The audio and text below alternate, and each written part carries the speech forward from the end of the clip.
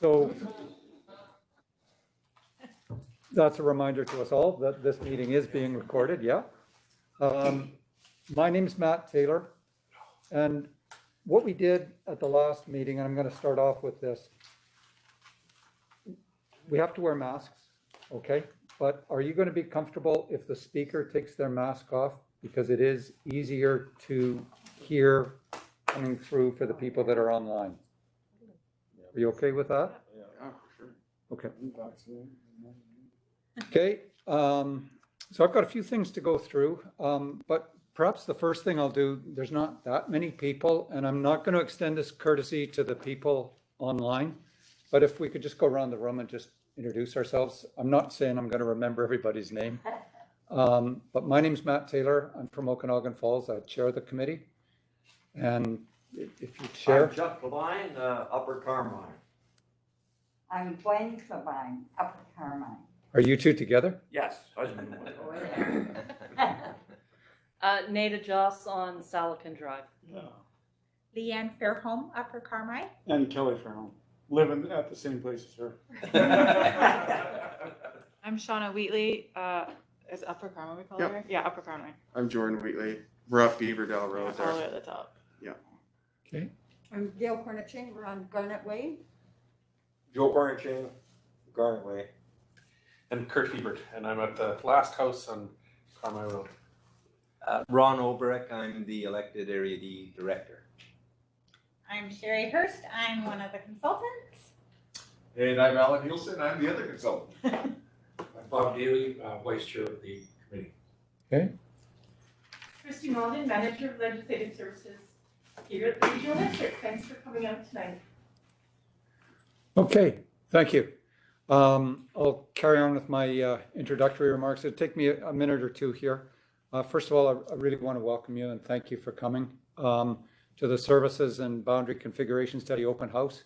This is the second of 5 events.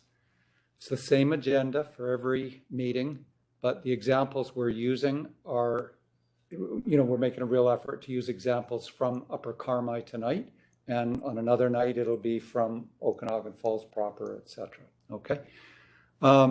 Just an acknowledgement that we are on the traditional and unceded territory of the Silks people. Washrooms, just outside the door and to the left. Okay, you'll see the sign right there. Emergency exit, if we need it, is not out through the front door the way we came in. It's right out through that door there, and the muster point's right out front. So, to the purpose of our meeting, essentially it's threefold. First, discuss services within the area and within your community and your level of satisfaction with that. Second, how are decisions made regarding the delivery of those services? So this is really about, do you want more representation, more control over how decisions are made? And our consultants will get through to what some examples of how you might get more representation. And thirdly, to consider if an incorporation were to continue, if we were to get further through the process and actually talk about incorporation, what particular part of Area D are we talking about as being the incorporated area? Okay. So what's in and what's out? So some background.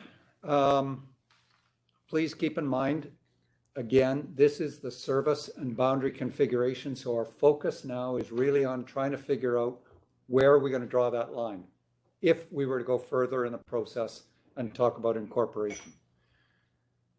That whole incorporation process is a larger process, and we've started it. We're in kind of step 2. There's 3 or 4 more steps that if we get through this one and we go through another couple, then we'll be through to actually making a decision on incorporation.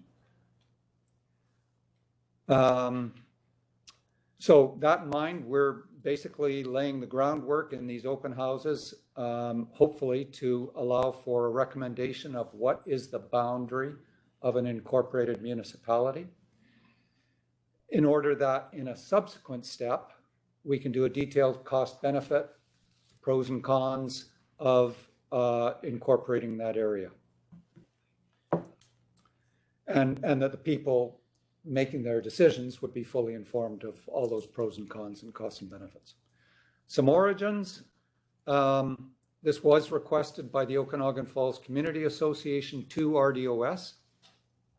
RDOS in turn acted on our request, and they made a recommendation or a request to the Provincial Minister of Municipal Affairs. She in turn agreed and funded this study, okay, as an initial step in the overall incorporation process. A committee was formed with careful consideration for representation from various parts of the Area D. We've tried to get all the different communities, tried to get a little bit of gender bias or gender, say the right word there. Thank you. So we've got a committee of, I believe, I keep mixing the number up here, but I think it's 10 people. A number of them are in the room today. Well, a couple of them actually. Myself, Bob Daly, and Kurt Hebert. We have an ex officio member, or the area director, and the alternate area director are both ex officio. And online, we've actually got a couple more, being Kay Medland and Mylene Malik. Of course, some of you may be familiar with, she runs the Skaha Matters thing, newsletter. So we appointed the committee. We selected a group of consultants, Alan Nielsen and Sherry Hurst of Nielsen Strategies and Left Side Partners. We have dedicated staff support, Christy, from the RDOS, and we have another staff support person from the Provincial Government, David Van Omen, from the ministry that's actually providing the financial support for this. So this actually marks the first time since the late 80s that any part of the area has actually taken and started on the full formal process of incorporation. Not to say we're going to finish it. There's a number of off-ramps that we can take, decision points, but this is the first time since then that we've had the opportunity to initiate a complete assessment of the pros and cons, something that would really lay out all the facts so that residents could make an informed decision. And that decision, ultimately, if we ever get to it, would be to remain as is as regards governance through RDOS with one director, or if we wanted more representation, as might be achieved by incorporating such that our services are delivered and decisions are made regarding our services by a municipality rather than at the RDOS level. So that's the background and that's our purpose. A couple of house rules before we get going. Please ask questions. Okay, that's, this is a small group. We'd like to hear your questions. So that's rule number one. Rule number two, well, I was going to say stand to ask questions. We had a bigger group last night. Okay, we had about 30 people. This is good. We can take questions seated. But again, if you've got a question, it may be helpful to just lower your mask to ask the question. It'll be easier for the people on the other end to understand. So all that said, any quick questions before we get going and I turn this over to our consultants? Great, you're getting the hang of this. Yes. And we live in Upper Carmi, where we have our own well and our own septic system. I can't see what anybody can do for us that we don't already do for ourselves. Okay, so that's perfect. The question was given to the area, to the people that live in Area D. Yeah. Some of you have said you want to debate incorporation. Step one is figure out what area you want to talk about. Yeah. Okay, so the message we may hear from Upper Carmi is, thanks guys, go for it. Just leave us at home. Yeah. Okay, Yeah. that's fine. Okay, Yeah. but hopefully you'll sit through the process and learn about the pros and cons about it, and then make an informed decision and decide that you're out. And that's cool. Now, if it does go into this, will we still be under regional district? Yes, you would. You'd remain with regional district of We've Okanagan been here for Snoqualmie. 31 years and we're fine. Yep, that's We good. love it up there. We moved up there because it was quiet and there was wildlife, and we're quite happy. That's good. Everything we need. And old. Any other questions before we get going? Thanks for setting the scene right. We want to take questions. We will try to keep them short. We'll try to answer them and move on, because we want to get to everybody and we want to get through the presentation before 9 o'clock. Okay? Matt, All right, there is an Alan? online question. Thanks. I'm doing a great job of monitoring those online questions. How much funding was given for this part of the process? Thank you. Good question. Valerie Goddard, somewhere up on Upper Carmi. The province has provided $80,000 for this study. RDOS also is providing funds of its own plus staff support. Thank you, Valerie. Okay, Alan, Sherry. Great, Sherry. You Great. can start us. Yeah, thanks. Thank you, Matt, for those opening remarks. Well done, and welcome to everybody.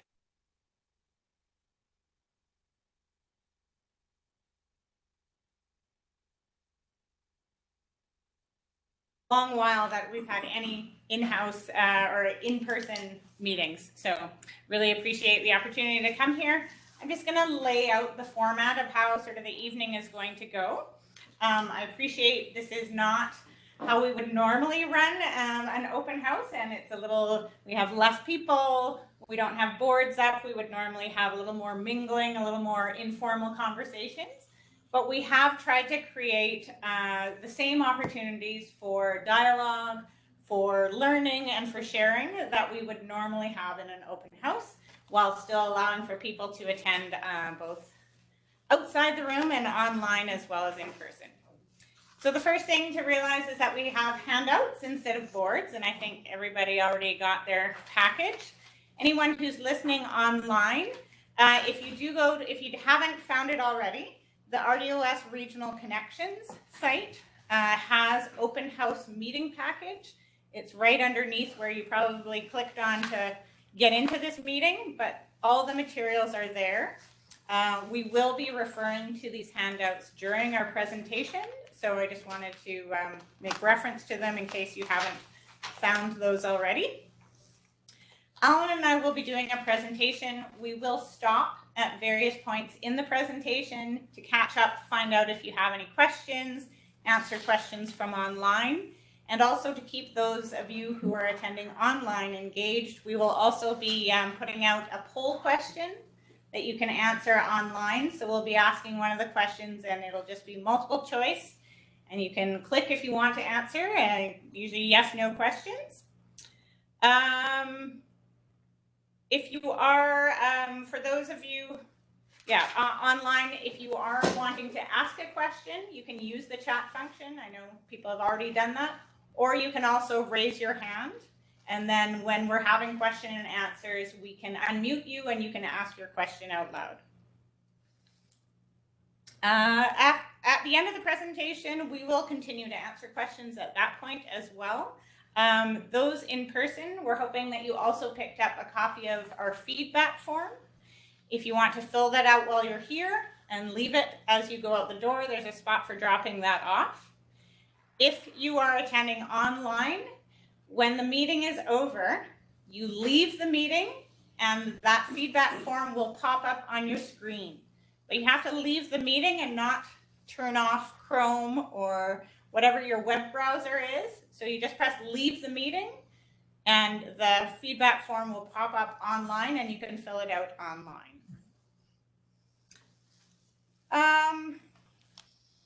I think that's about it for the setting the stage. Does anyone have any questions about any of that before we actually get the presentation underway?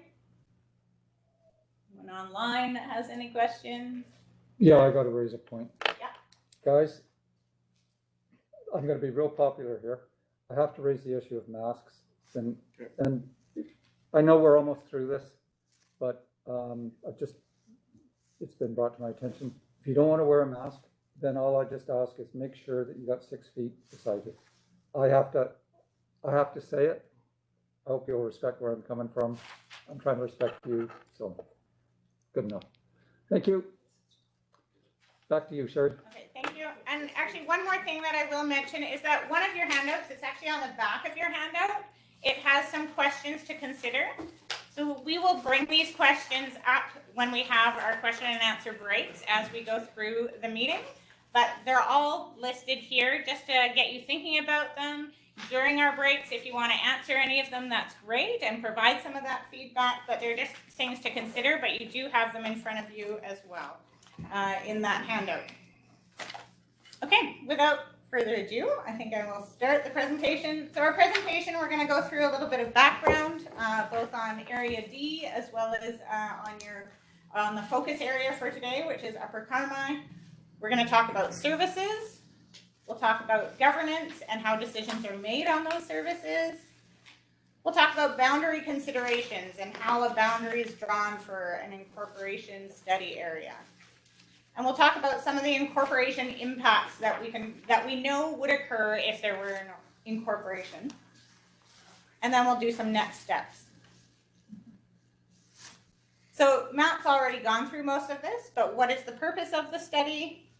Again, to document and assess the current state of governance and service delivery. So what services are we already getting? Who makes decisions on those services? How much do those services cost? So we've spent the last 4, maybe even 5 months going through each service that's provided to Area D, detailing those services, how much they cost, all that information, which is, there's a lot of it, I appreciate. It's all available on the website if you are interested in learning a little bit more about a specific service. Also to understand what the concerns and interests are of residents with respect to governance and service delivery. So that's the reason why we're heading out to the communities, talking to people in the focus areas. We want to understand if you have any concerns, or we want to understand if you have no concerns and that you're happy with the way things are. All of that is valuable information for us. That's what we're here to learn from you. Also to consider boundary configurations and recommend the most suitable option if an incorporation study is pursued. So if an incorporation study is desired, as Matt touched on already, what's the right boundary to consider where we're not including areas that don't want to be included or don't make sense to be included? And then finally, to determine whether there is sufficient understanding of service provision, but also of the residents' needs and issues, and if there's local enthusiasm or even interest in incorporation to proceed with a request for an incorporation study. So that's the purpose, and I know Matt's already gone through most of that already. So here's our first handout, the incorporation process overview. You may have already seen this in the overview mailout that was mailed to everybody. But the point of this, not that easy for me to set up, is just that first, we're at the very start of this process. If there were to ever be an incorporation, we are at these early stages where we're looking at what would that boundary be, who would be included, and what's that study area. Or maybe we find that there isn't enough interest in an incorporation study at all, and that's what that red box is. So if the committee recommends no incorporation study, and indeed if the RDOS accepts that recommendation and doesn't bother even wanting to go to the province to ask for an incorporation study after this, then it's done. If they then ask for an incorporation study because they think there's enough interest to at least explore that idea further, then the RDOS board would make that request of the ministry. The ministry would set aside the funds for the study. The study would be initiated. We'd get a lot more engagement within that incorporation study area. So within that boundary, the study would look at all the analysis of what services you get now, what it would cost under the incorporation model, and try and compare apples to apples so people could appreciate what the impacts would be of incorporation on that specific study area boundary. And then after all that process, the committee, you'd have an incorporation study committee. And if they think, yep, we're satisfied that everyone's had an opportunity to understand the differences, and we think they're still interested in proceeding with this, then they would recommend a referendum. So if a referendum is recommended, if no referendum is recommended, the process dies. If the committee recommends a referendum, RDOS makes that request to the province sets up a referendum, and the people inside the incorporation study area get to vote yes or no. If that vote is more than 50% yes, that community incorporates as a municipality. If it's less than that, it ends there. So it's a long process. There's lots of things that need to be done during that process to, again, make sure everybody in the incorporation study area would be has the opportunity to learn about it, understand it all. Ministry of Transportation needs to tell you how much the roads would cost. There's lots of information that gets presented through that process. And we are at the very beginning of it. So just want to lay out that it's a long road ahead and that we aren't anywhere close to incorporation at this point, but we're just learning about the issues from the community's perspective and trying to figure out what the boundary might be. I'm going to pass it over to Alan. Okay, thank you, Sherry. Okay, let's move on. Oops. Okay, just a second here. What did I do? There we go. Okay, so the study committee, and Matt talked a little bit earlier about the fact that a committee has been struck to oversee this study, and that is kind of an important point because the committee, and just let me get this going here, the committee is, first of all, it's a citizens committee. It's made up of volunteers, so Matt talked about 10 people being on that committee. And an effort was made, and people applied to be on the committee, and an effort was made to make sure that the committee was comprised of people from throughout Area D, from all representing all of the different neighborhoods, trying to get other diversity represented, trying to make sure that the committee, basically in how it was structured in terms of who was on there, its membership, reflected the community. So that was put together. The committee's role primarily is to oversee, it has a couple of roles actually. One is to oversee the work of the consultants. So our job is to work for the committee, to do the lay work really, to lay out all of the different services and kind of what they are and who provides them and how we make decisions for them and what they cost and what the tax implications are, to lay all of that information out, and then to help to work with the committee to present it to the public and to hear back from the public. And that's a very important role of the committee, is to listen then to the public and what the public has to say with respect to its interests, its concerns about services or the way that the decisions are made. And as Sherry noted, its interest or lack thereof in terms of wanting to go forward and looking at being part of an incorporation study area and moving forward with an incorporation study to determine whether a new municipality were warranted or wanted. So one of the things which is really important, and man, you talked about it earlier when you volunteered, that you are quite happy the way things are right now, and that's an entirely legitimate perspective. And I wanted just to say, if we look at that last bullet, a role for the committee to recommend to the regional district and ultimately then to the province whether to proceed further with an incorporation study, and including what that boundary should be. Sherry and I worked on a study recently, a little bit north of here in the Columbia-Shuswap area. And the first phase of that study was very much, it was a couple of years ago, it was very much like the phase we're doing right now here in Area D. And that phase involved us looking at all of the different services and the decision-making mechanisms and so forth of that particular community, that particular electoral area in that regional district, and then communicate it and hear back from folks in the different neighborhoods. And just like we're doing now, we went over a period of a couple of weeks and turned into a couple of months ultimately, but we went and we talked to, I think we had about meetings with 6 or 7 different communities, distinct communities within that electoral area. And as we listened, and the committee listened to the questions that were asked, the comments that were made and so forth, it became very clear by the end that 3 of the communities that we had gone to were quite interested in saying, yeah, we've got service needs, we've got governance expectations, we've got differences from others that make us want to go a little bit further and determine whether it makes sense to create a municipality for us. But from at least 4 of them, we heard, you know what? We kind of like what we have here. There's maybe a few quibbles about some of the services we get, but we can fix those within the system in which we're living. And we're not really interested in a higher level of service or urban services. We're quite content being represented by one electoral area director. And we kind of moved here because we don't like to have a lot of government in our lives. We don't like to have kind of a municipality that we have to pay for and all those kinds of things. So we're gonna stay on the sidelines and you guys go ahead and do your study.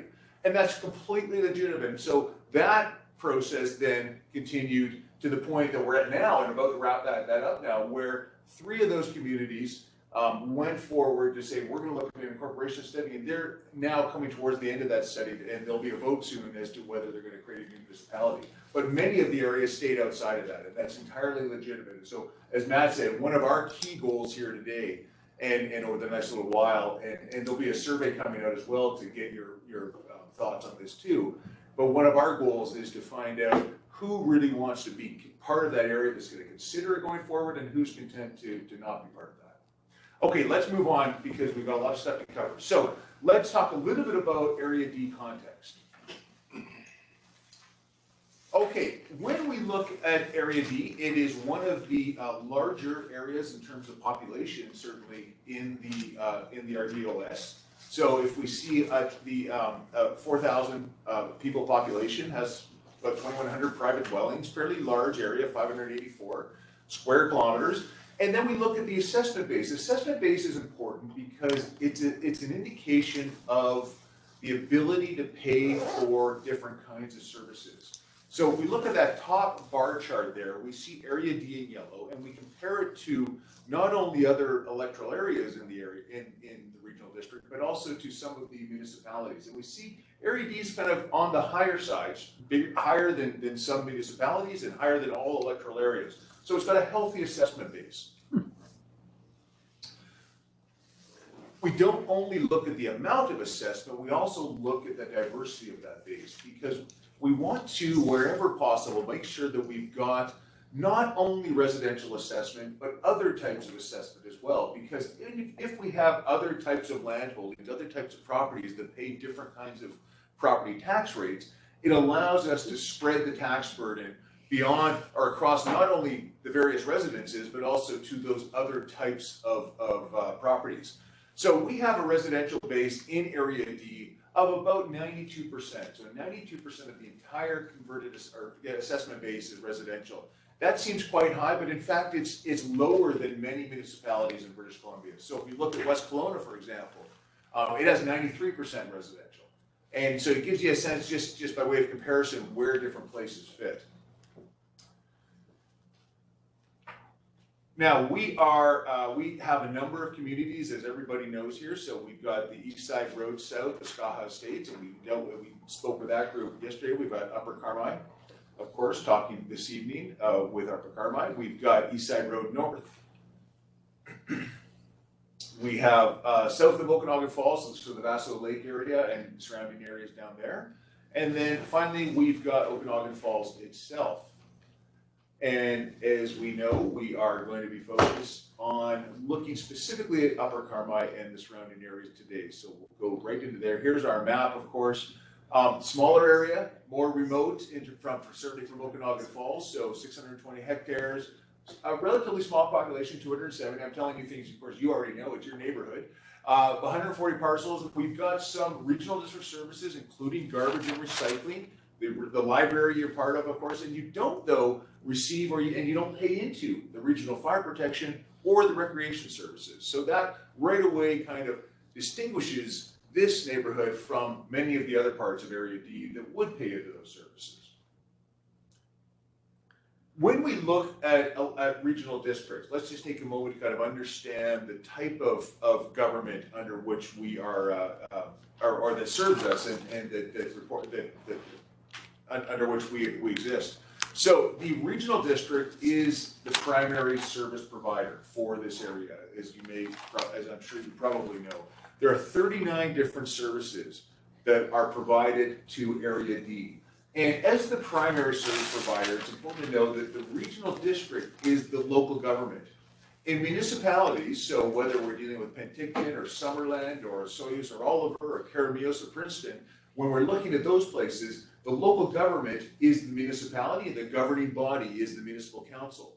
In our case, our local government is the regional district and the governing body is the regional board, which typically sits in this room. And it's got representatives from all over the place, including Area D. Anyway, there are 39 different services, 3 different types of services. First, we've got local services, and those are services provided only to Area D. And we've got an example of economic development. Sub-regional services are services provided to Area D and at least one other area or jurisdiction. So we've got their mosquito control, for example. Not only Area D included, but other areas too. Then we've got what are called kind of region-wide services or true regional services. Those services are provided to all jurisdictions across the area. So one of those is going to be the 911 system, which is one of those services that has huge economies of scale. The more area, the more people you can get into that service, the more efficient it is going to be and more cost-effective it's going to be. So the regional district is kind of a neat body because it can provide services at all those different levels. It's, of course, not the only service provider that you depend on for your services. We also have services coming from the provincial government. So one of the distinguishing features in electoral areas compared to municipalities is the issue of roads, local roads, and who provides those roads. In an electoral area, so in Upper Carmi being part of Area D, so in all the unincorporated communities in British Columbia, it's the Ministry of Transportation and Infrastructure that's responsible for providing the local road system, responsible for maintaining that, for doing all the snow plowing, for fixing the potholes, for upgrading the roads when they're required, and so forth. They do provide that at a rural level, and that's what they're meant to do. That's how they're positioned, and that's what they're very good at in a sense. Not so good at providing at a more urban level. If you're looking for roads with broad shoulders on them and bike paths and kind of a higher standard of construction, you're not going to get them from MOTI.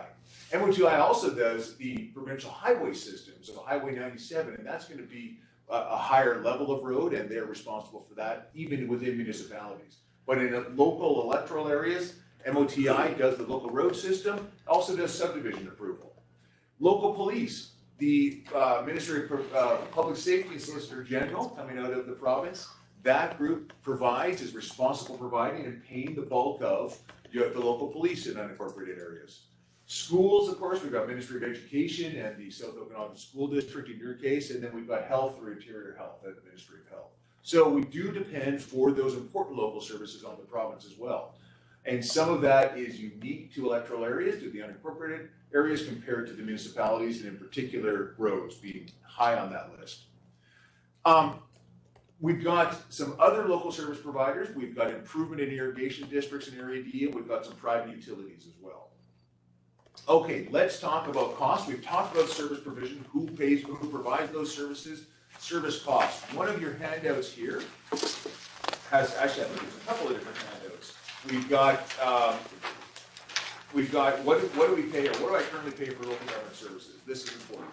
So, getting into this handout here, we've got different types of services. We're going to start with, on the left-hand column, the regional district services for all of Area D. So these are the services that everybody within Area D receives and helps to pay for from RDOS. So we've got all of our administration, we've got our planning and building, our economic development, our solid waste management, all those kinds. And in the middle column, that's what a typical home in Upper Carmi, in the regional, in electoral area D, valued at $450,000 assessed value. I know everybody's going to be slightly different from that, but that's what is deemed a representative house value here in Area D. So this gives a sense of what you pay for every service down that thing. And one of the neat things about regional districts is that every service has to be accounted for separately, so that you see exactly what you pay for that particular service. And you're not allowed to move costs and revenues in between or amongst the different service funds. Everyone has to have its own fund. In a municipality, we have a general fund and a general revenue and a general expenses fund where we tend, where you pay one municipal tax rate, and that's for all the services combined, but you don't really see kind of where it's going. to the different services. So that's one thing that's unique about regional districts. And then we see in the right-hand column, we see the cost to provide, or the total property tax collected in Area D to help to provide those services. Let's move on and look at the number 2 there. Those are the regional district services that are provided just to portions of Area D.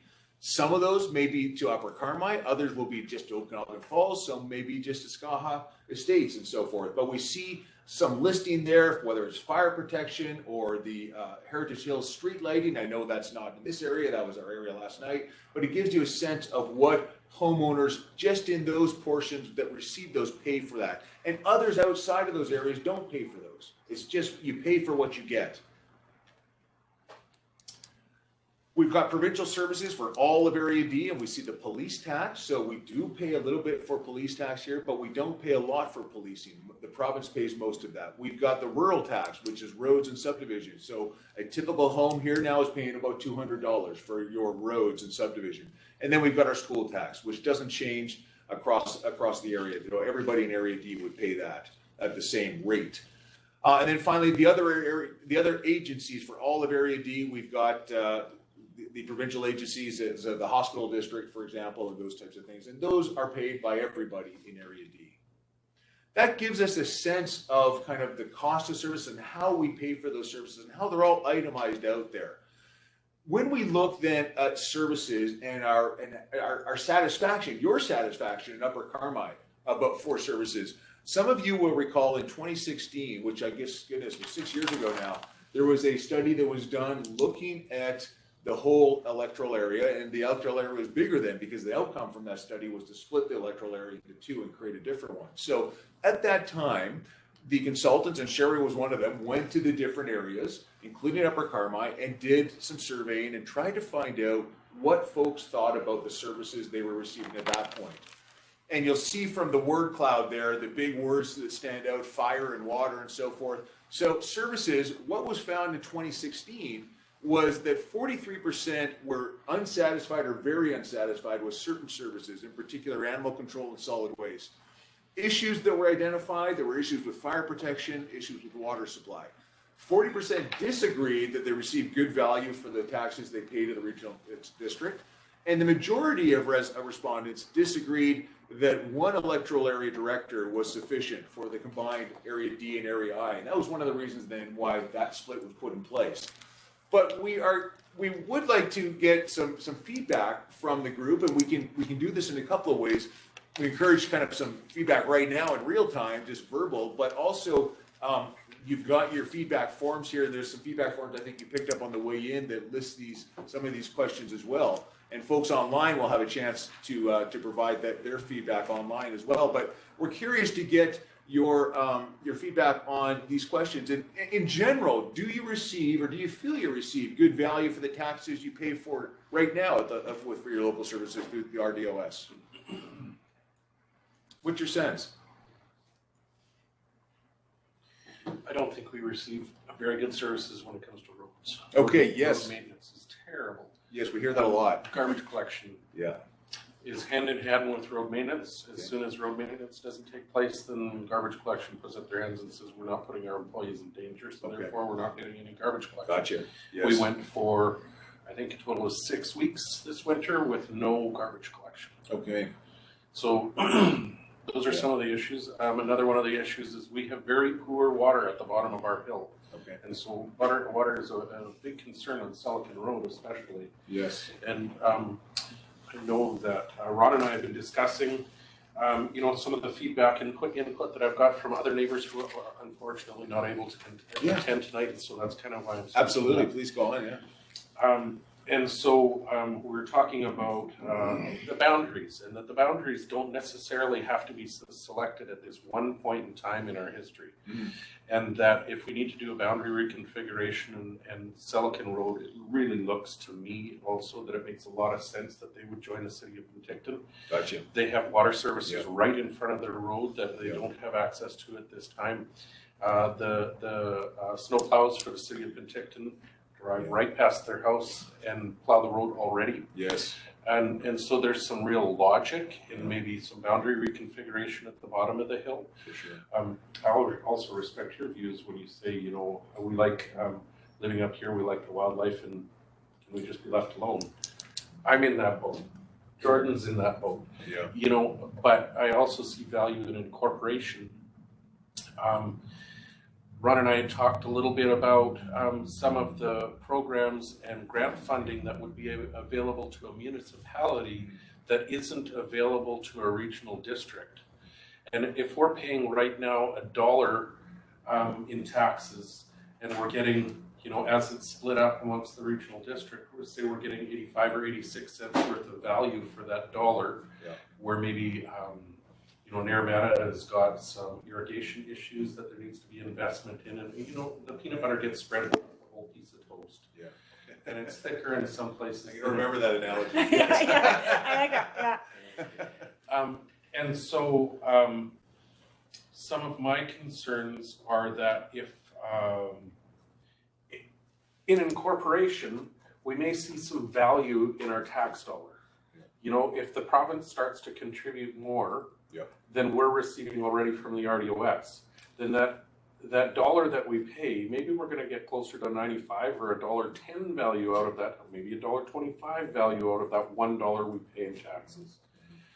From the Area D, Upper Carmi perspective, we're the redheaded stepchild. Okay. Like, let's just admit it.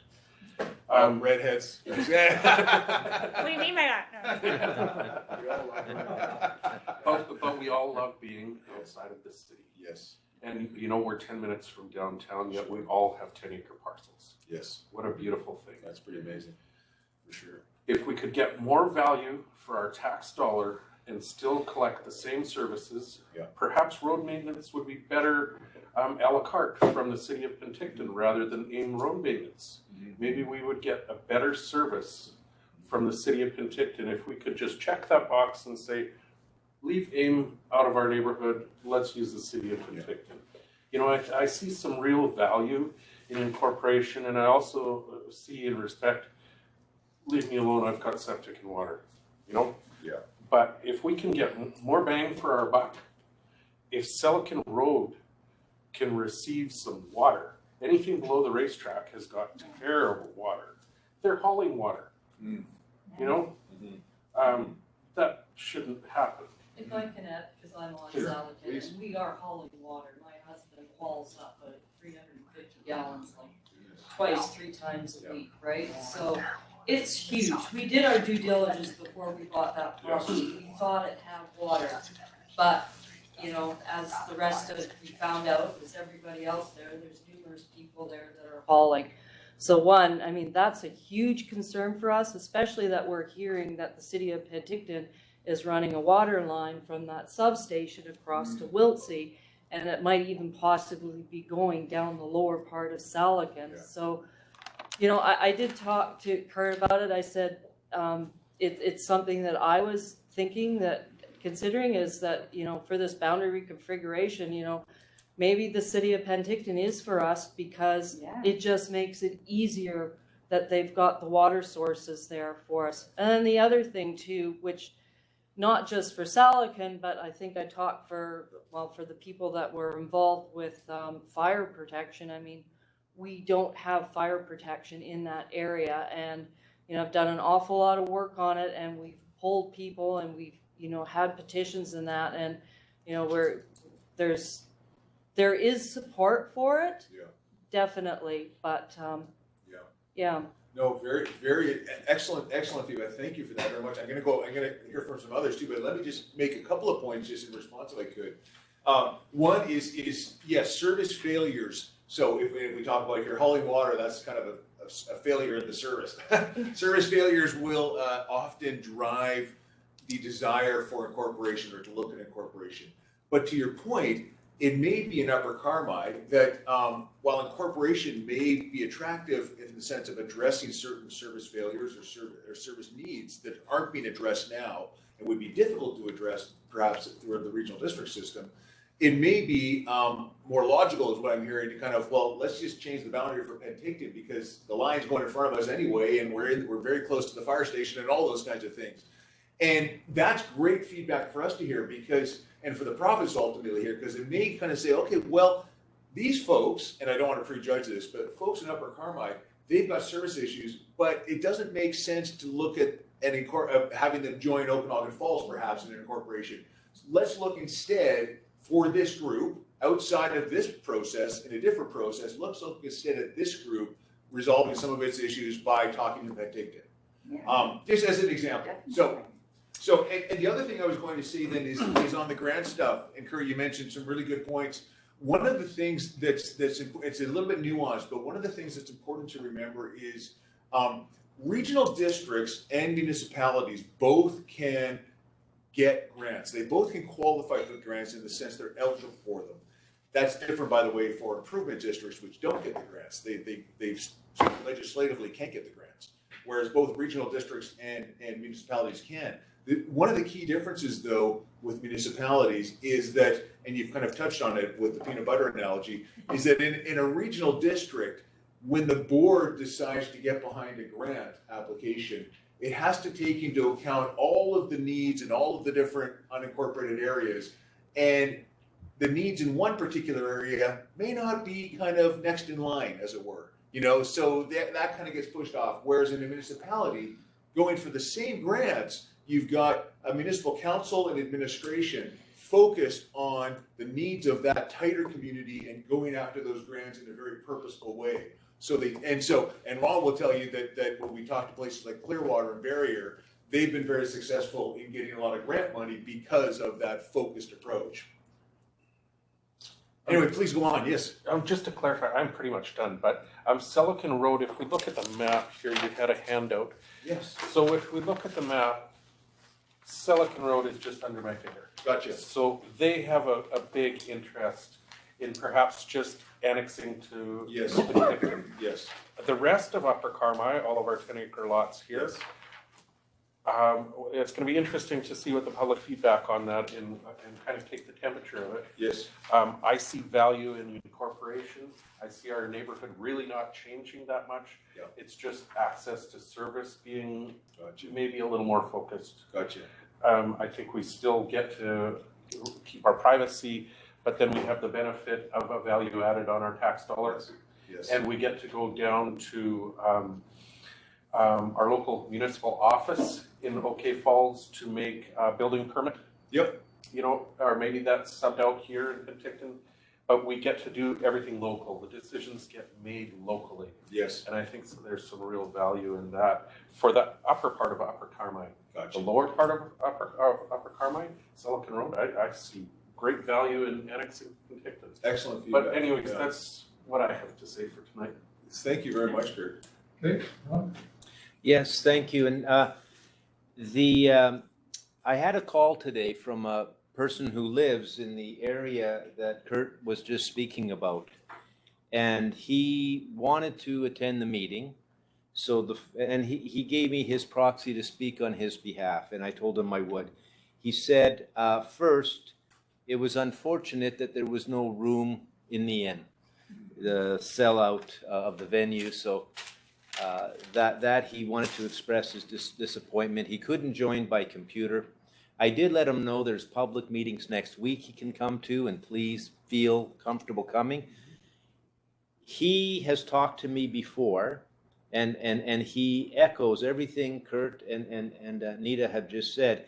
But he told me about a time, goes back quite a few years, which I don't think anybody else on the board is aware of. I certainly never heard of it before. He told me this over a year and again today. The city of Penticton has a water reservoir exactly on the road. And when that was done, he tells me 29 lots were consulted. 27 said yes to joining the city. That was part of getting right-of-ways and negotiations. One was, I think, a no comment. One might have been a no. And Donna Butler was then at the RDOS, and he knows the name of the CAO at the city. And he has expressed to me more than once their disappointment that never happened. Representations made. I think he said something about they didn't even make him breakfast. in the morning. I'm not quite sure, peanut butter kind of stuff. I like the peanut butter analogy. So Yeah. and so I spoke to him because he said what Kurt has said, that he said they would rather join Penticton. That's a strong position. I talked to him about discussions I've had with Naramata, West Bench, and Caledon and Penticton. Interestingly, Naramata says, no way, they don't want that boundary adjustment. Indeed, they have some just adjacent to Upper Carmi that might be better suited to joining the Upper Carmi group because, like Upper Carmi has no nexus to OK Falls, that area in Upper Carmi has very little nexus to Naramata. That's the issue. Curiously, Caledon, Area I, which has Apex and Twin Lakes, said we would love to have another unique little area if they wanted to join us. We have no objection. Strangely, the one they're most similar to is West Bench. West Bench had the same issues with water. Anybody who knows it, they had boil water. They also had fire protective service issues. And here's what's interesting about West Bench is they were able to successfully make agreement with the city of Penticton. They have good water, they have good fire protective service, and they have all the benefits of the regional district, good stuff that is good at the regional district. So for Upper Carmi, and I mentioned this to the fellow today, boundary adjustment can always be done regardless of what happens with this process. These issues for Upper Carmi are important regardless of this process. And you got to get your water and your fire protective service dealt with. But in terms of feedback, it's interesting to learn that Upper Carmi has a lower part that is distinct from the upper part, and there's real differences. Absolutely. Yeah, no, that's really helpful. Thank you. Yes, sir. When we first moved here, we bought our property in 91, and I did research because I researched water is one of the most important things in your home. And I went down to the bottom and checked all their sources of water, what it was like, and I found out about it. And I said, well, I don't want that. And I kept going up the hill till I found out the water at the top was excellent and no problems. And I am very happy with the way the system is. Yeah. But I can understand the lower part.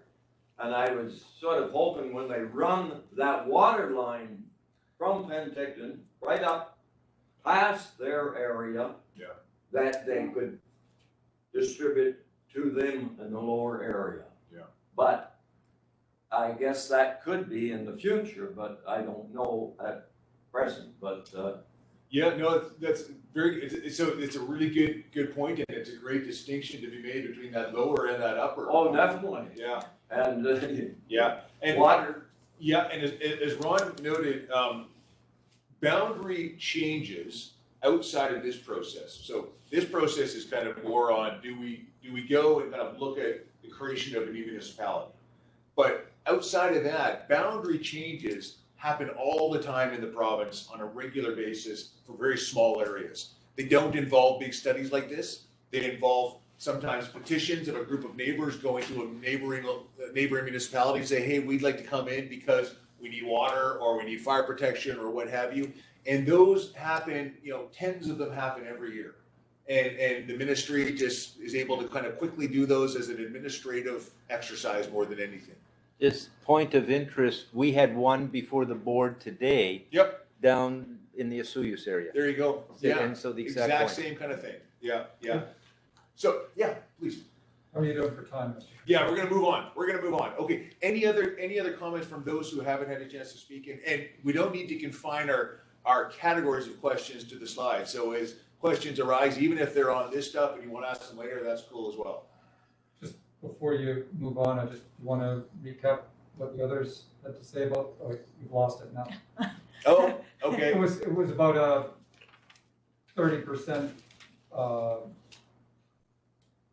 not in favor, 20% in favor, and 40% undecided. Gotcha. to the people online. Thank you. Perfect. Okay. Okay, let's. Oh, there we go. Okay, let's talk governance. Somebody talked about governance. Kurt, you talked about governance. You talked about kind of voting and where decisions are made and who makes them. This governance is a really, when we think about incorporation, why places choose to incorporate, there tend to be two different reasons. And sometimes both apply, and sometimes just one applies. One, we've talked about already, and that is service failure, or the need for services that you can't easily get under the current system in which you're operating, you're existing. So in the regional district, unincorporated area. That's one reason. A second reason is a concern about governance and a concern about decisions being made by people who you don't elect, by people who are outside of your area and so forth. And so let's talk about that for a bit. When we look at our regional district system, regional districts are very unique. In fact, we're the only place in the world that has regional districts the way we have them. Certainly the only place in Canada, a very unique animal. And in some ways, they're kind of very elegant, and because they can change a lot to meet different needs. But really, they're very good at doing local services to small areas. And that's a great thing because they tend to have lower taxes and quite low taxes and have very basic levels of service. And in many people, that's all they want, and that's all good.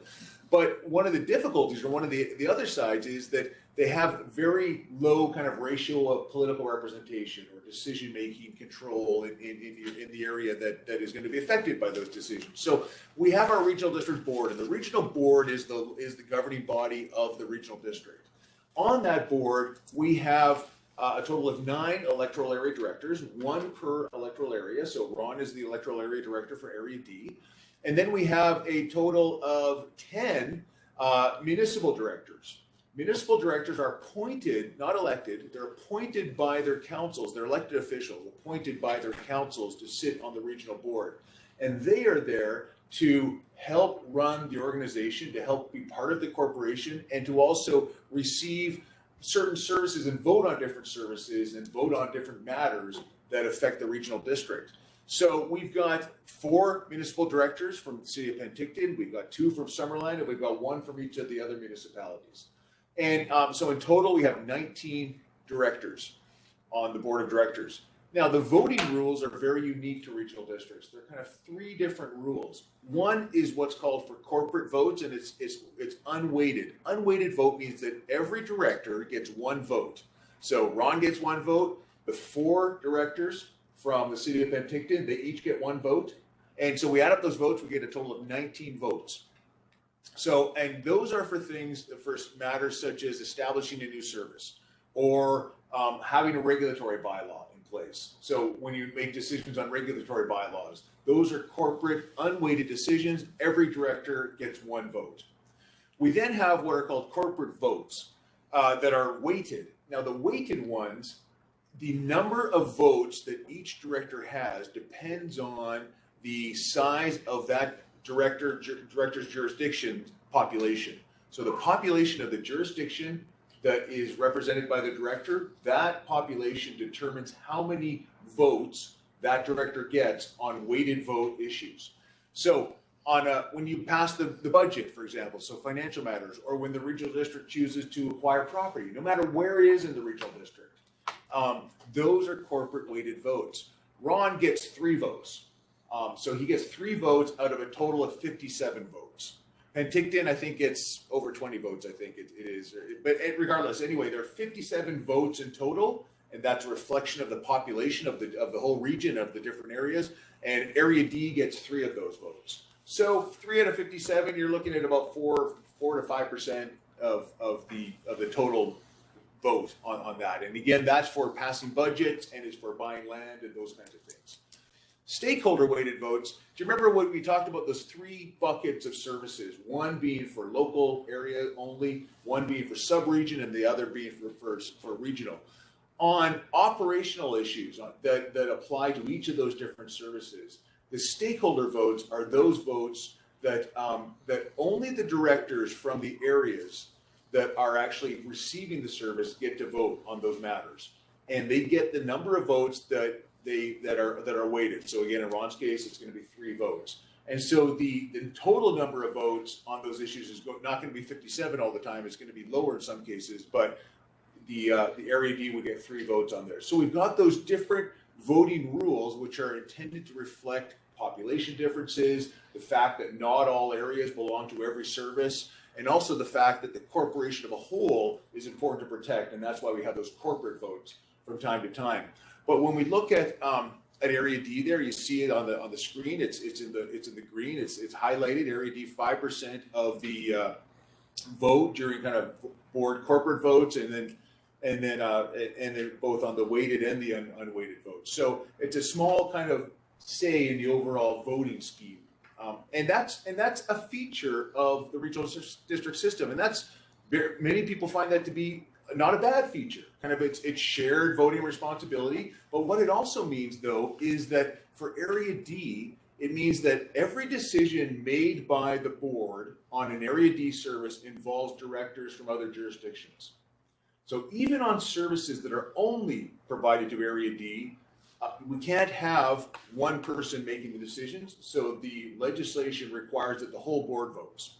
So on every decision, whether it's for a service just for Area D, for a service for Area D in the city of Penticton, or Area D and Caramias, or whatever, and or whether it's for Area D and all the other jurisdictions in the regional district, the entire region, for every decision that affects Area D gets a vote, but so do all of the other folks, or so do other directors from other jurisdictions. Now, that is a feature that is unique to regional districts.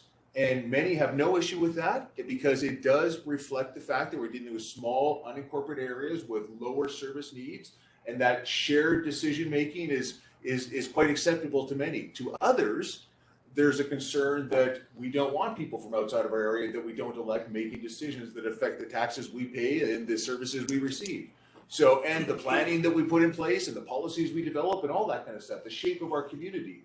So we are concerned about that, and we prefer a different system, a municipal system that says we're going to have a council of 5 or 7, and that council, that all of whom are going to be elected by the community, will make the decisions. So nobody from outside of the community participates in that decision making. So 2 very different systems, depending on your perspective. Both have pros and cons, but they're very different. And if you tend to view more the idea that it's important to have local control over decisions, then you tend to kind of more move towards the idea of exploring incorporation. If you're quite content to have kind of lower level of service and to have others from outside of the jurisdiction participating in those decisions, then you'd probably be okay kind of with remaining unincorporated. So, and there's no right or wrong answer. It's all a matter of perspective on what's important to you. But we do have, again, when we think of, I'm going to just zip onto these questions to consider here. Let me ask the group here, and this is, again, is an online poll to take 2 for the folks online. Does one electoral area director for Area D provide sufficient representation and influence in decision-making for your community? We talked, first of all, we talked about the fact that there's one electoral area director for this whole area, and that electoral area director is one of 19 on the board. And so does having one electoral area director make sense to you? The alternative would be to have a council of 5 or 7, depending on the size, depending on the decision of the day. But does one make sense to you, or does it not make sense to you? What's your thinking? Are we contributing to this poll? We'd like you to. Yes. Yeah. We'd love it if we could just sort of have a hands in favor, hands against, and then we'll have the discussion after. Yeah. So I, as one, do not think that one electoral area director for Area D is sufficient. Okay. I would prefer to see a mayor and council. Okay, perfect. Others? And it's okay if you want to reflect on it. There's no, like I said, this is, we don't want to put anyone on the spot, but whatever your thoughts are. I'd like to add a comment to supplement what Alan has said. And this is a distinction I've observed in my experience. The strength of the regional district system is rural areas, places, larger holdings, no town center, lots of open spaces. That's what it works best for. That's what it was designed for. Urban areas benefit from municipal systems And that's why if you look through the province of BC, we have metropolises like Vancouver and Karameas and Canal Flats and Sun Peaks. Smaller communities, but they're urban or suburban quality. And so in a rural area, you typically have wells and septic. In an urban area, you might have water, works, and sewer. Of our 9 electoral areas, we have one that has a wastewater treatment plant. That's OK Falls, as an example. For the other 8, those issues don't even arise. And so when you're thinking about the distinction, you'll start to notice the real distinction is rural and urban. And so when you have a community like ours that is very urban and suburban, with some parts that are very rural, if you look at the southern part, there's some big holdings, and Upper Carmi are reasonably large holdings. So I wanted to make that distinction because it really makes a difference if you're more rural versus more urban, which of those 2 systems you might prefer. And that was the distinction I wanted to draw. I would say that one director for our area is sufficient. Okay. Based on the services and the Yep. concerns that there are. Yep. Thank you for that. Any other volunteers? I think that one is not enough. Okay. I think being a small, we need representation more than just one person. Yeah. Okay, thank you. Like as far as that person, so like your area, how many, so you're over 4,000 people? Is that- there's 4,016 as of the last census this week. And I mean, 4016. Is it hard to keep track of like all these areas so spread out? Well, it's much easier than it used to be, because it used to be about 7,500 people, including Khalid and Apex. So my predecessor, to be fair, it was much more hard for him. For us, the challenge that I believe with Upper Carmi is further away, but also communication is so much tougher. If you're in the rest of the area, you know, you go into that town area regularly or through it. People in Upper Carmi have told me they don't go to OK Falls and don't have a reason to, and maybe don't even want to. And so that's a thought that you need to be mindful of. For me, with Upper Carmi, we have 140 titles, about 30 of those are vacant, so you have about 110, 270 people. And I've spoken to, in percentage terms, maybe more people from Upper Carmi than some of the other areas. The issues in Upper Carmi, you guys have nailed them. And those issues exist regardless of which system you have. They need resolution regardless. Yeah. So, one director or a mayor and a few councillors. You want your decisions made locally in the town of OK Falls? Or do you want it to be made at this boardroom table with 19 people, some of which are north of us, west of us? Yeah. I'll help clarify that point, because it is, I mean, I had to get elected to understand this. Imagine if you voted for 4 council members and a mayor. You vote for all 5. All 5 pay tax within your area. All 5 you vote for, and all 5 you can vote against. When a decision gets made, it's made by that group, and three votes carry that decision, and you vote for all of them. Right now, the decision's made by 19. You vote for one, and I don't care how much 4%, yeah. I don't care how good that one is. Those other 18 may not know you, may not understand you, may not be interested even, if you call them. Yeah. And that's the weakness of the regional district system. And all of those other 18, I'll be real blunt, they all are concerned, rightly so, about their Tulameen or Asuyus or Summerland and they are. I mean, if you lived there, you'd be unhappy if they weren't. Sure. So this is the weakness of the regional district system.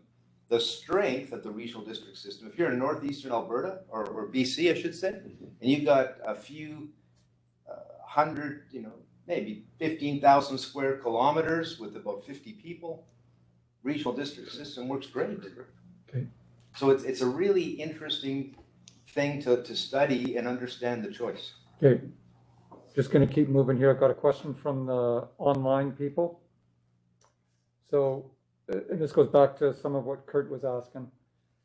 Regarding water, does it have to be all or nothing? So her example was, while living on Vancouver Island in East Souk, we lived in the Capital Region District and were on septic.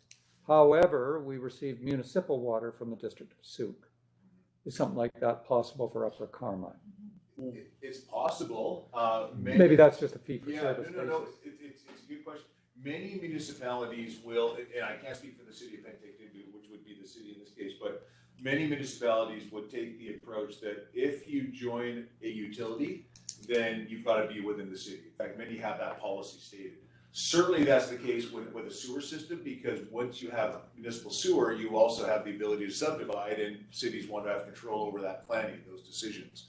But with water, many will take the approach that you can't cherry pick. If you want to have water, you got to take everything. It sounds like in the case of Souk, they had a slightly different arrangement, and that's entirely possible. There's nothing that would preclude it legally or anything. Okay, all right.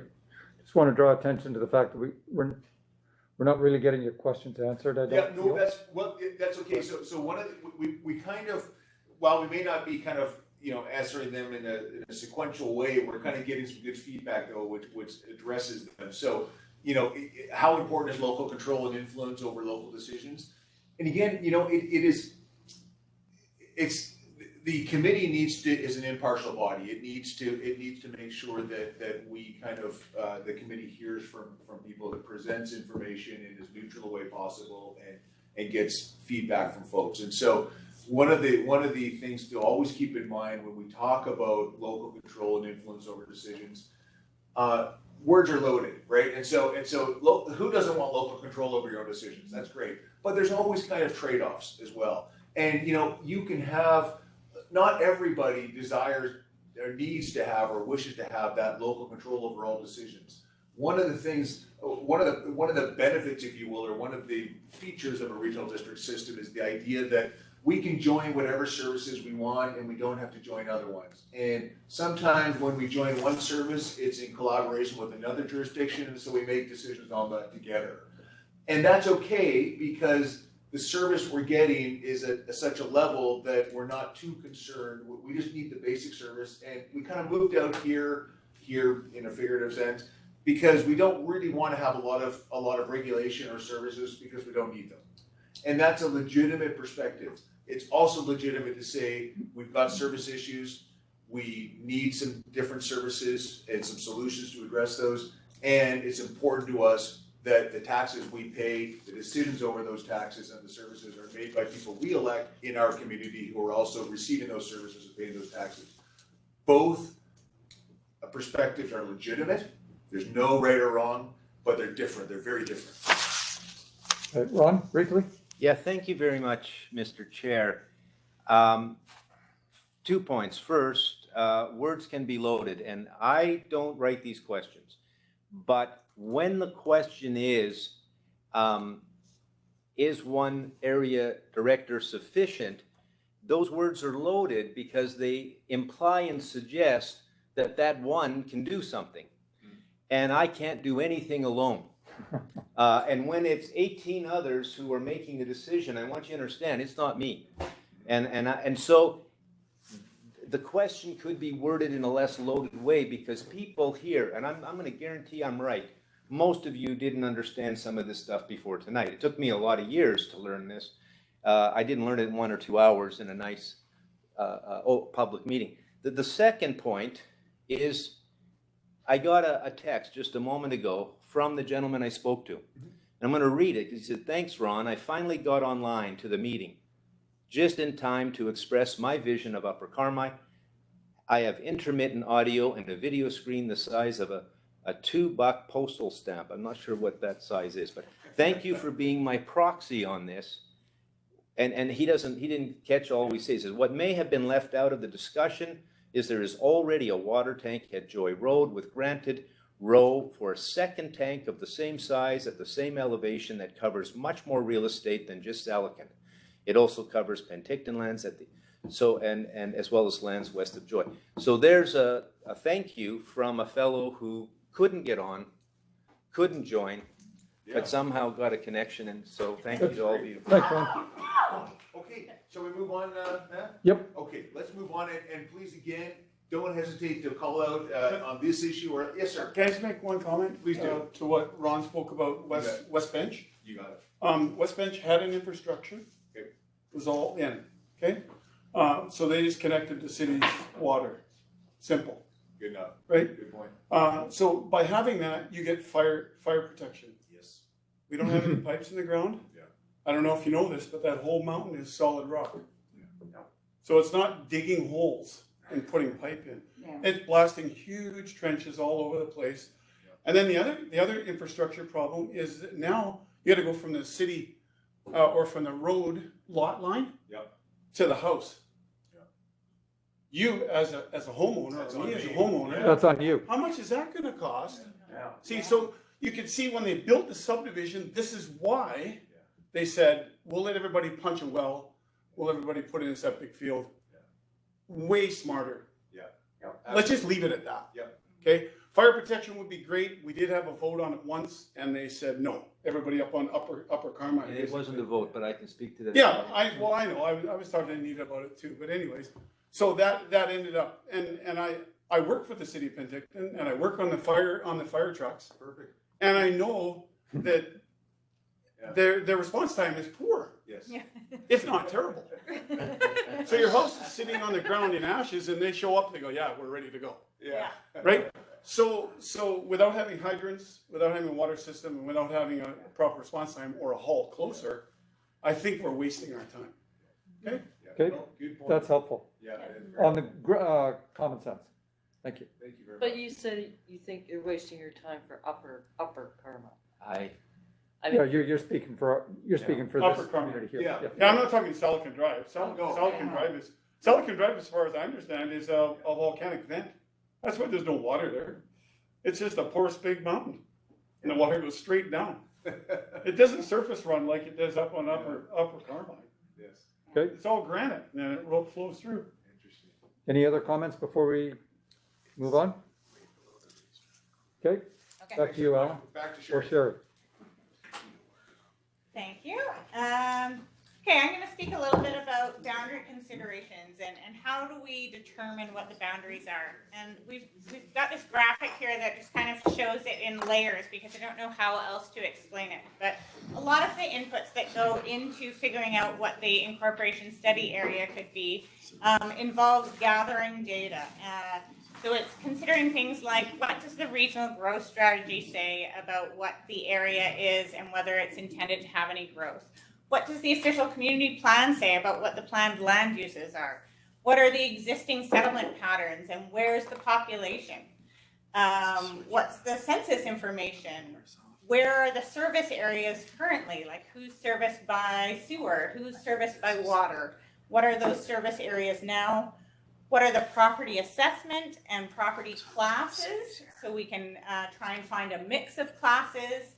And where's the agricultural land reserve? So there are all these sort of technical layers that we consider and can almost like put on top of each other to kind of draw the boundary of here's where the population is, here's where population also crosses over with growth areas and service areas to try and figure out some of those key parts of a boundary that would make sense. But in addition to that, so that's part of it. That's sort of the technical exercise that we can go through. And then on top of that, So it's down. It's down further.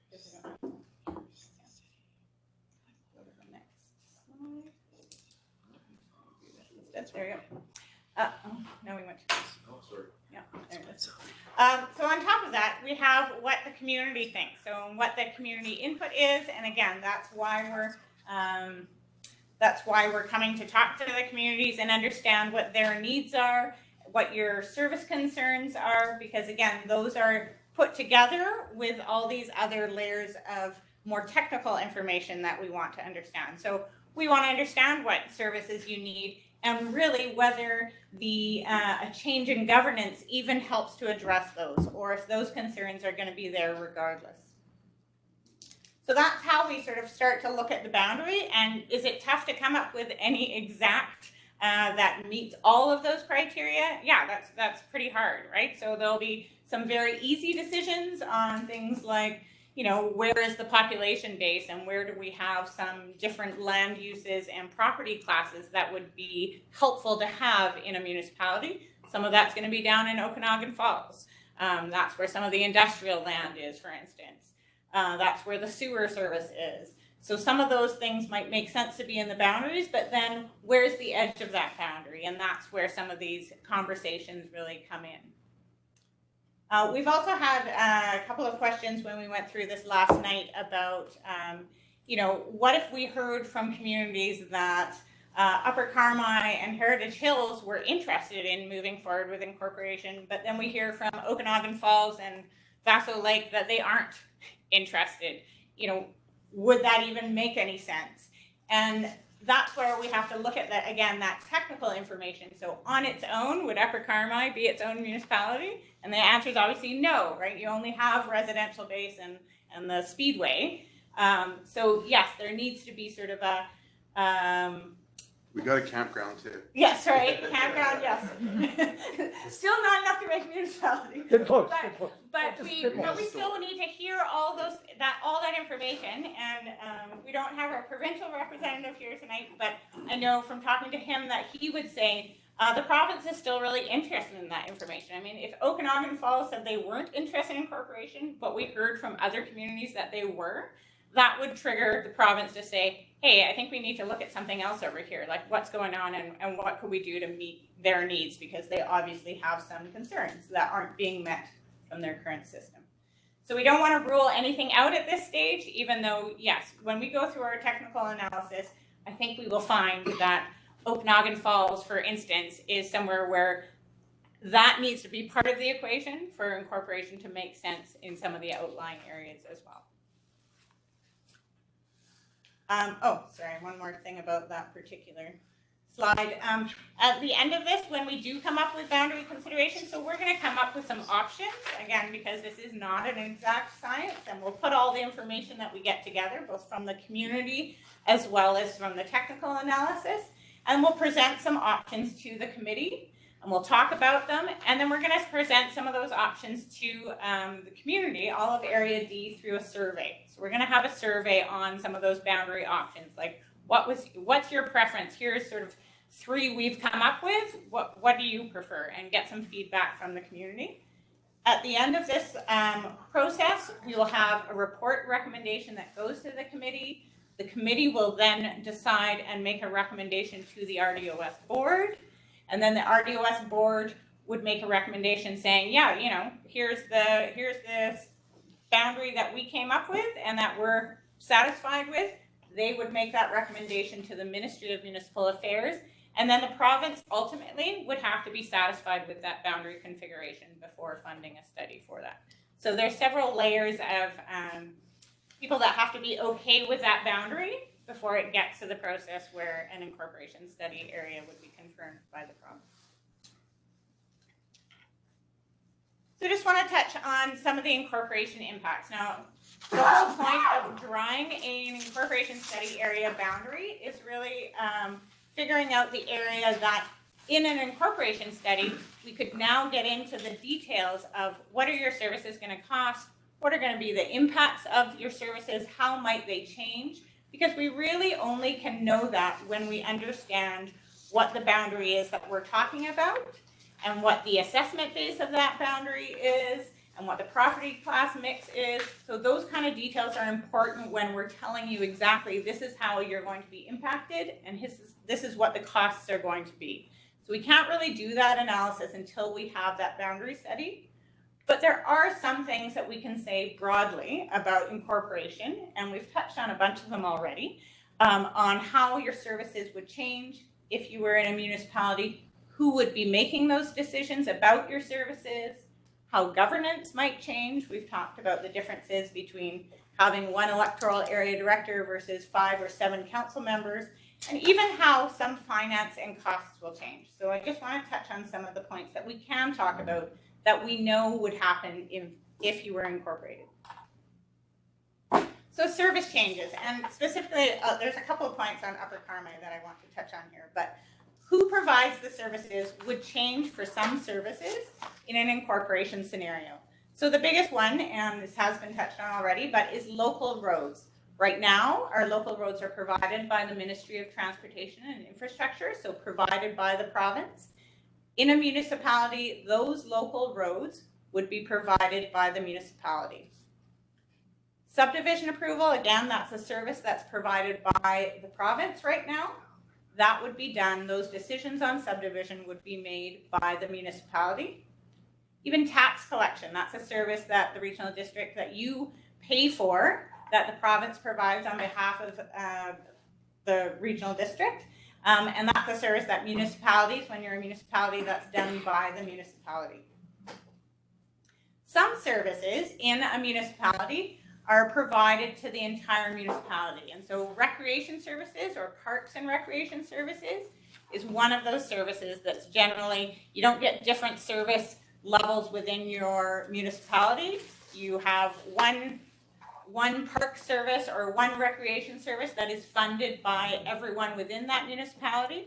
So that would be maybe a difference if Upper Carmi was part of a municipality.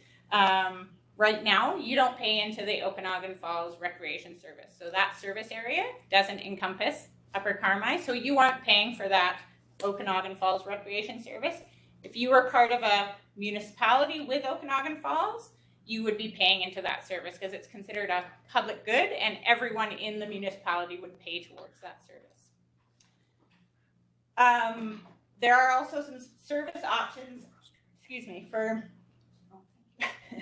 for municipalities that regional districts don't have. So through the legislation, there's some services that municipalities have the ability to provide that regional districts don't. And usually, again, the assumption is that regional districts don't need these services because it's a rural, more basic level of services, but one of those is business licensing. So again, that's something that municipalities could choose to provide, but that aren't provided in regional districts.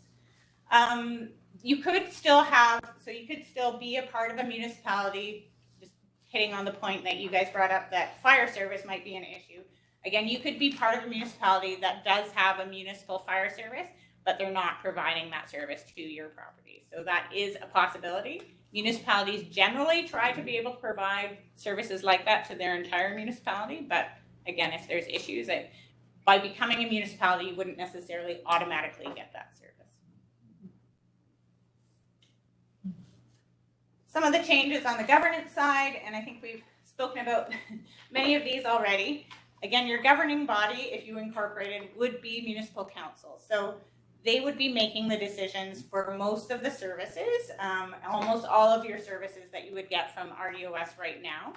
I do want to make a distinction between services that the municipality has the responsibility for a lot of those services. That doesn't mean that the municipality has to be the one to provide or deliver those services.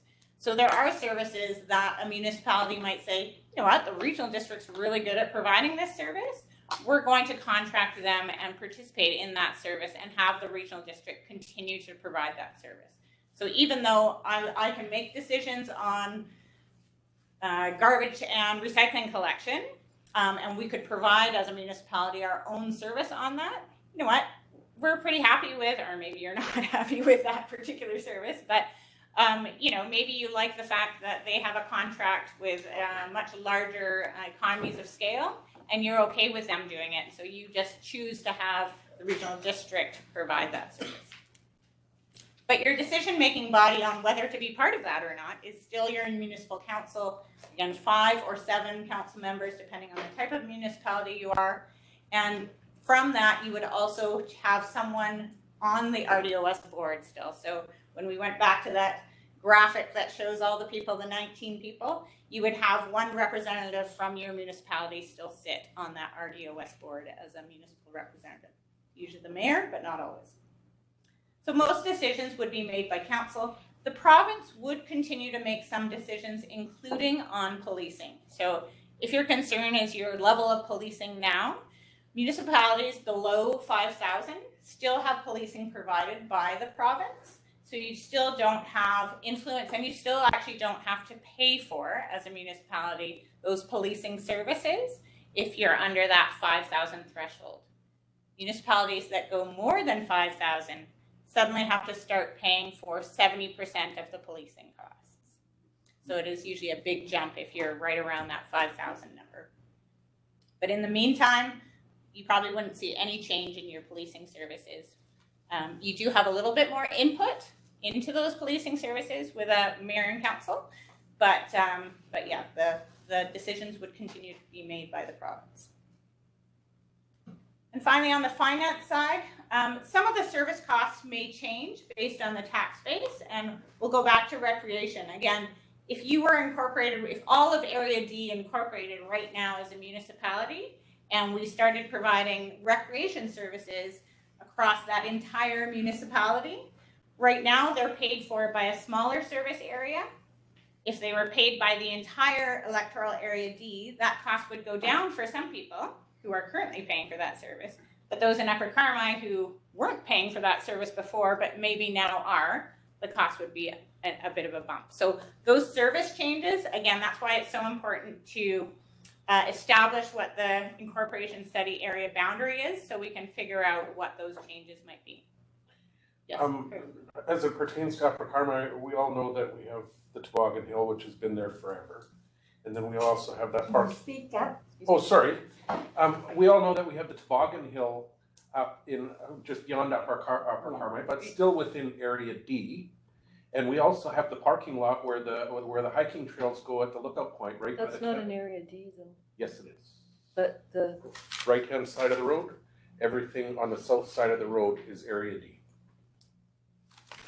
So those two parking lots, we could put them into the recreation, and then we would be, if we're paying for recreation anyways, why wouldn't we include those two parking lots, which are recreation areas, which all of us use, well, at least I use both of them regularly. I mean, Dina uses them on her horse, lots of other people go cross-country skiing up there. It would be nice to have an outhouse and, you know, some little more, a little better defined parking, and maybe some outhouse facilities in those two. If we're paying for recreation taxes already, then why wouldn't we include those two parking lots in it? And I can understand your confusion. So are you talking the Garnet Fire Interpretation Site? So this whole green area, is whole area. So if you just keep going up Beaverdale Road, even past the cattle guard there. Yeah. Everything on the right-hand side, all the way to number 2, or is that, or where's the number 2? Maybe it's not on, or the 201, I mean. The 201 is quite a ways way up. Further. But this whole green area, Yeah. is still Area D, even though it's Crown land. Oh, I didn't know that. Yes. Oh. And so both of those parking lots are within our area.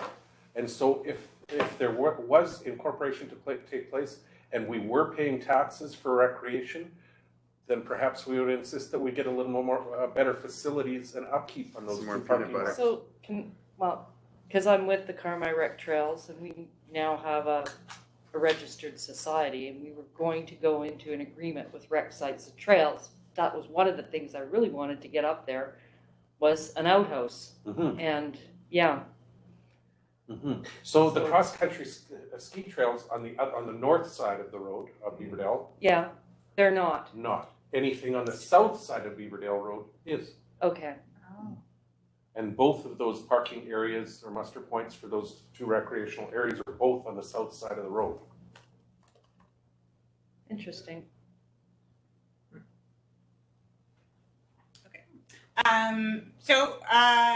Yes, but the point being that on finance changes, so some service costs may change depending on where that boundary is and what services are being provided within it. So we can't tell you, again, until we have an exact boundary, what those changes would be, but just the point is that some of those costs may change based on where that boundary is.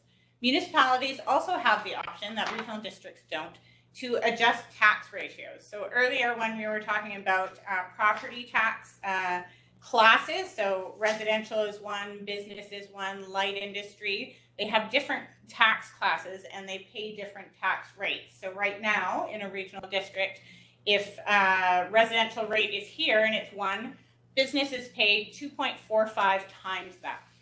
Regional districts don't have the ability to adjust what the ratio between those classes is. Municipalities do. So if municipalities think it's more appropriate for businesses to pay a higher rate or a lower rate, they just have the ability to adjust those things based on their own understanding of the types of property classes they have, maybe some economic development initiatives that they're hoping to bring some industry or other reasons, but they just have that ability to adjust those based on their own needs as opposed to in a regional district. Can I ask a quick question? Sure. In your experience, are they typically higher for a business or lower? It depends on the aims of that municipality, Okay. but often a municipality that's looking for economic development and looking to attract businesses, that's one of the They'll ways give they a might little- do it yeah. is to lower taxes. But then they might have other things like a business improvement area that has a slightly higher, raises some extra money from businesses, but then reinvests it in that area. Sure. So, yeah, it's just a different flexibility, or it's not the business rate that it's a big deal for, it's maybe the light industrial rate, or, again, depending on what they have in their community. Yeah, just as an aside, City of Vancouver has a very high ratio for business. So it's much higher than the 2.45, like it's more like a 6 or something. And in those in the City of Vancouver, they've been trying to scale that back. But the reason it was so high was because they were trying to shift more of the tax burden from residences, who also are the ones who are able to vote, coincidentally. Yeah. But whereas Kelowna has a ratio lower, like it has a ratio of 2, because they want to encourage more businesses and more economic development. So. Okay. Municipalities also have some revenue streams that regional districts don't have available to them. There are some things like franchise fees. Fortis BC will pay a fee for bringing in natural gas, and they will pay a fee to the municipality, and usually helps them forego some of the building permit process and some of that they would otherwise be going through in a municipality. There's also a utilities tax that municipalities can take advantage of that regional districts can't. And we've already touched on it a little bit already, but the opportunity to apply for grants. Again, they might be grants that are eligible at the regional district as well as the municipality. But in the municipality, you're applying for grants based on your local priorities. And municipalities have the ability to decide how aggressively they want to go after that and really push their own local priorities for a much smaller area, whereas regional districts need to take into account the fact that they have 9 electoral areas, each with individual communities within that, sort of all interested maybe in some of those grants. So those are some of the differences, both the boundary considerations and then some of the impacts that we can say will occur in incorporation regardless of what the boundary is. We do have some questions to consider. One of the things I do want to just note, we have created a handout that talks a little bit about some of the reasons that you might want to be part of an incorporation study area. And again, also some of the reasons you might not want to be, because as Alan's pointed out, and we've already mentioned, that both these viewpoints are equally valid. And I know it's hard to digest a lot of this information and some of the information that we have on the RDOS Regional Connections website. So we've just tried to use some of the reasons that we've heard over doing many of these studies over many of years, too many years really. So I'll just touch on a couple of them, but again, all of these are in your handout. But some of the reasons you might be interested in being part of an incorporation study area, because you want to understand what the cost and impact of having local control over services, land use planning, building inspection, utilities, recreation, by law enforcement and others. So just wanting to understand what the cost implications would be might be a reason you want to be part of that area. Maybe it's because you see yourselves as having current or future service needs and priorities that are distinct from some of the more rural areas. in the regional district. Or maybe it's because you're uncertain whether incorporation makes sense, but you're interested enough to want to gain a better understanding of the implications of this option and having the opportunity to vote once that information is available. Some reasons that you might not want to be part of an incorporation study area, again, and we've touched on this, if you're totally content with the type and level of current local services that are provided to your community. Really, the Ministry of Municipal Affairs is not interested in studying or in funding a study for incorporation for an area that says, we don't have any problems and we're totally content with what we have.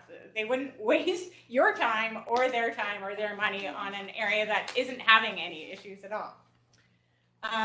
Another reason you might not is that you're satisfied that any service adjustments, maybe you would like a few services tweaked, but they're relatively minor and easily accommodated or able to be accommodated within the regional district system. And something we talked about a little bit earlier, if you feel well represented by having one Electoral Area D director on the RDOS board and view having a local governing council of 5 to 7 council members with a municipal hall as something that's excessive to what relative to your needs are of your community. So that's just touching on 3 reasons you might or might not, but we'll move forward with some of our last polling question and our last questions to consider that we have on our handout. One of the questions is, do you view your community as one that has shared goals and priorities with surrounding Area D communities, or do you see it as having very separate and distinct needs and aspirations? So one of the reasons we ask that is that if you have very distinct needs that are very local to your community, and you really don't have something in common with Okanagan Falls or Skaha Estates or some of your neighboring communities, maybe you have unique needs and it's not something, because if you're going to be in a municipality with these other areas, you're going to need to have some shared ideas, and you're going to be having a future where you have a council that's deciding on that area, and you should feel at least a bit part of that community. So that's one of the reasons why we talk about, do you feel like you have some shared goals and priorities with some surrounding communities?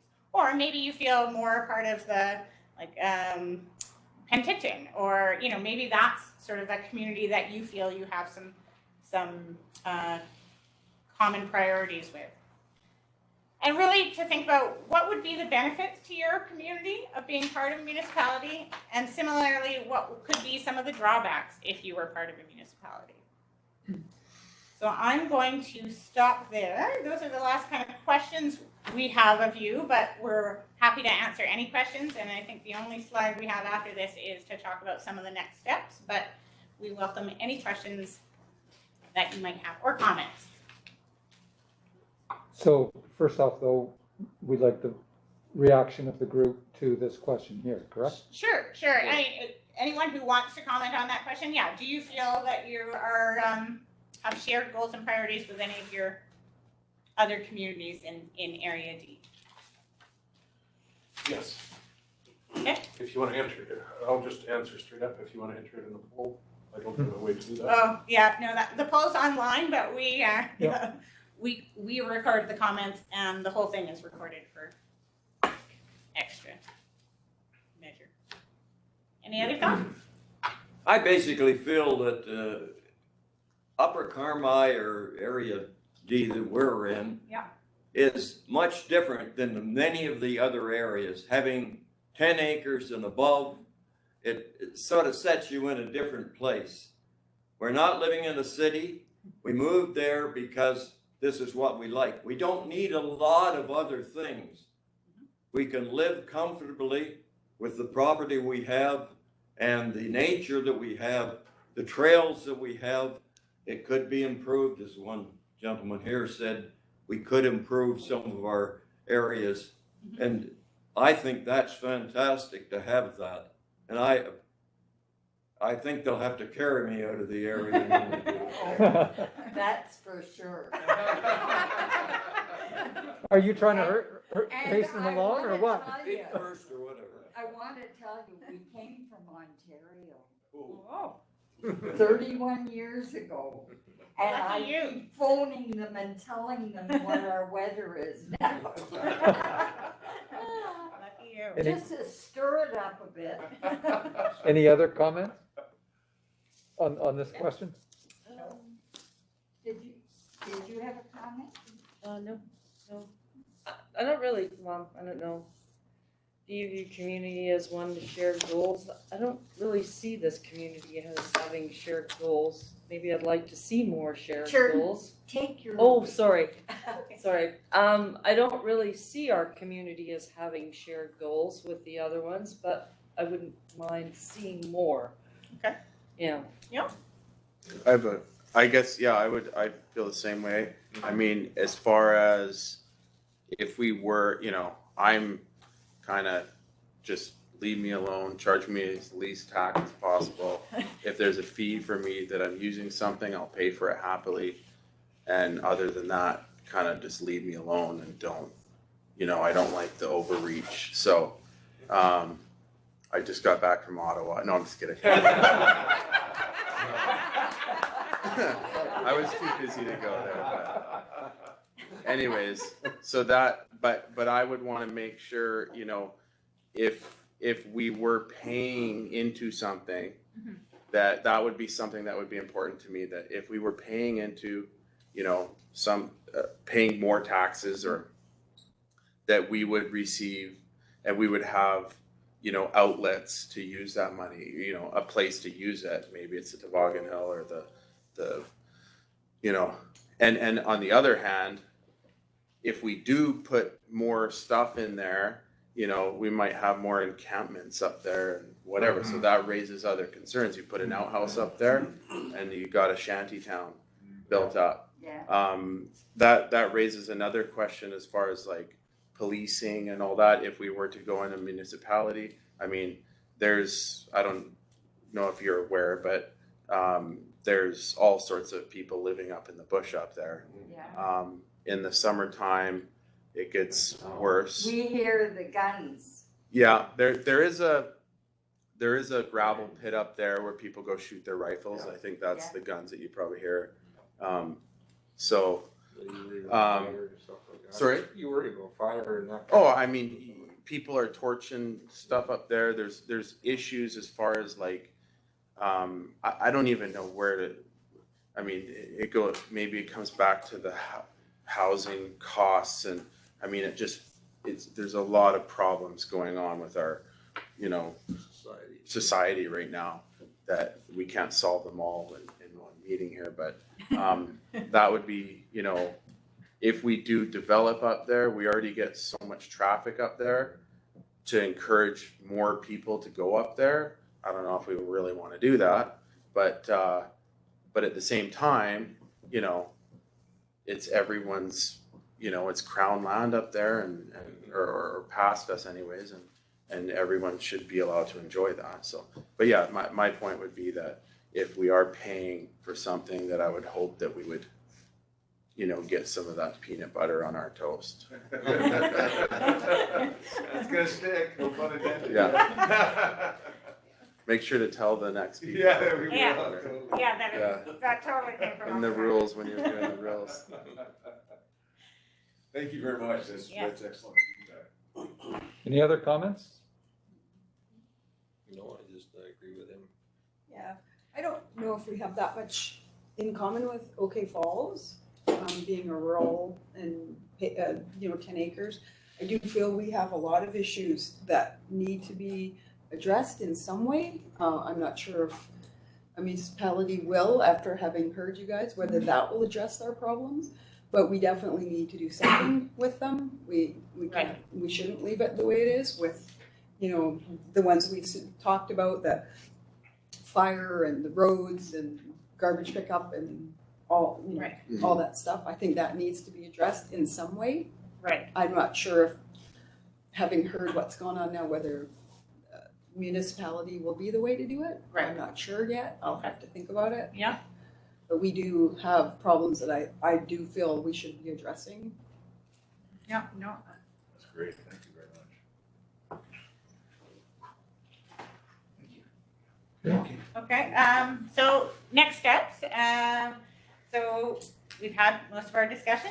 We do encourage you to fill out the feedback form. Again, you can fill it out, the hard copy, and leave it on your way out. Those of you online, as you exit and leave the meeting, please leave your Chrome or browser up and the feedback form will pop up. We also have a panel discussion coming up on March 5th.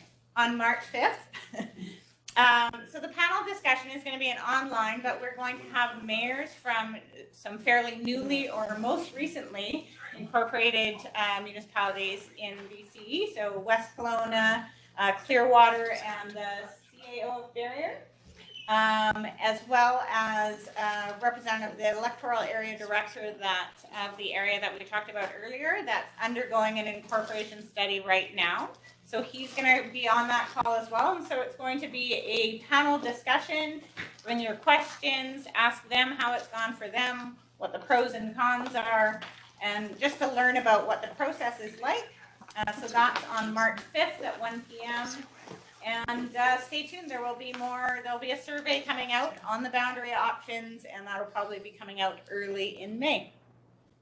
So really appreciate your time, and thank you so much. Matt, do you want to close the evening, or that's? Okay. Ron, did you just have your hand up? I just, yeah, People on the door, so if I carry on. may, I just want to say thank you so much to everybody who showed up online and in person. I was delighted and thrilled to listen to you all. You may not realize it, but you gave really, really good input tonight, good questions, good feedback. The consultants, I want to thank them. They're working hard, and they're very good. They really know this stuff, and I want to encourage everybody who's interested. There's 3 more open houses. That panel discussion is going to be real good. Tune in online, ask questions. And I want to say a special thank you to Matt Taylor, our chair, and Bob Daly, the vice chair of this committee. They've done a lot of work, and Matt, you're just thank you so much. It's a lot of work, and it's much appreciated. Thank you. Okay, well, that's most of my closing comments. I really do thank you for coming, and realize that it may seem odd asking if we have much in common between Upper Carmi and Okanagan Falls proper, but the job we were given is to check around and consult and not just go and use our own thoughts about drawing where we want to draw the line. We have to show the problems that we've consulted with people in the community. So thanks very much. That's basically what you've done for Upper Carmi. And like Ron says, if you want to just go through this again, you certainly can.